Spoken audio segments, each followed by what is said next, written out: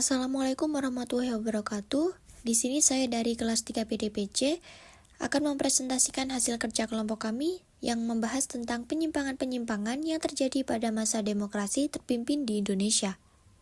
Sebelum masuk ke teorinya, di sini saya akan membacakan nama-nama dari anggota saya. Yang pertama ada Nadia Putri, 2 Nila Wida, 3 Lintar Mawangi, dan keempat Wahyu Utomo. Yang pertama yaitu definisi.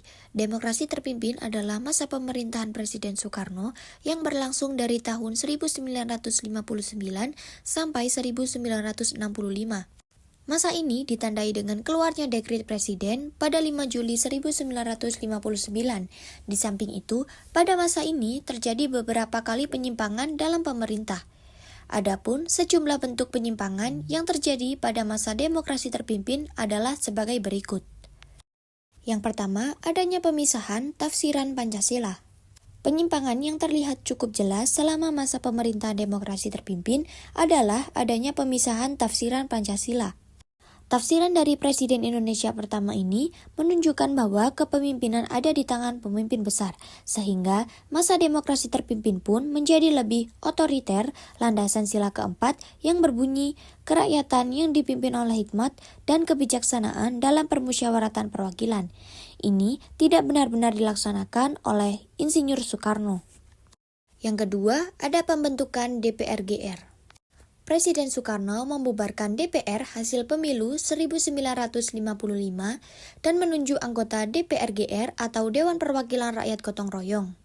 Peran DPR-GR ini hanya merupakan instrumen politik lembaga kepresidenan, sementara peran lembaga legislatif sangatlah lemah. Yang ketiga, ada pembentukan MPRS. Penyimpangan di masa demokrasi terpimpin berikutnya adalah adanya Majelis Permusyawaratan Rakyat Sementara atau MPRS. Anggota MPRS sendiri dipilih langsung oleh Insinyur Soekarno yang seharusnya perwakilan rakyat ini dipilih sendiri oleh masyarakat Indonesia, bukan oleh presiden. Yang keempat yaitu penetapan presiden seumur hidup.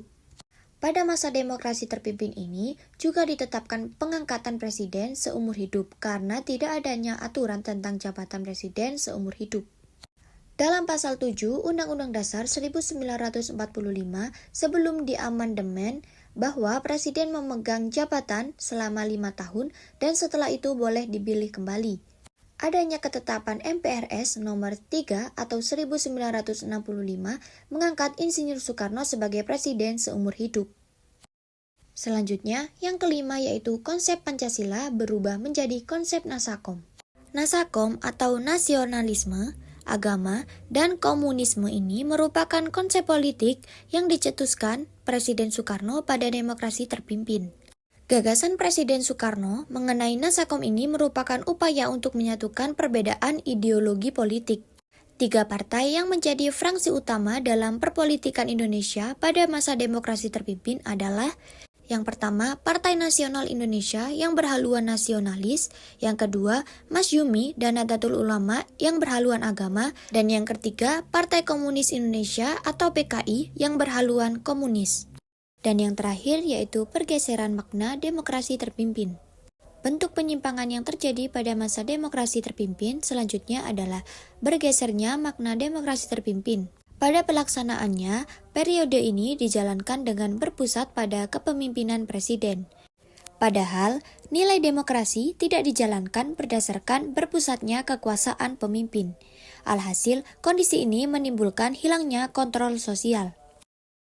Berikut ini adalah sumber-sumber yang sudah kami cantumkan dari materi-materi yang sudah kami bahas. Itu tadi materi-materi yang bisa kami sampaikan. Sekian dan terima kasih. Wassalamualaikum warahmatullahi wabarakatuh.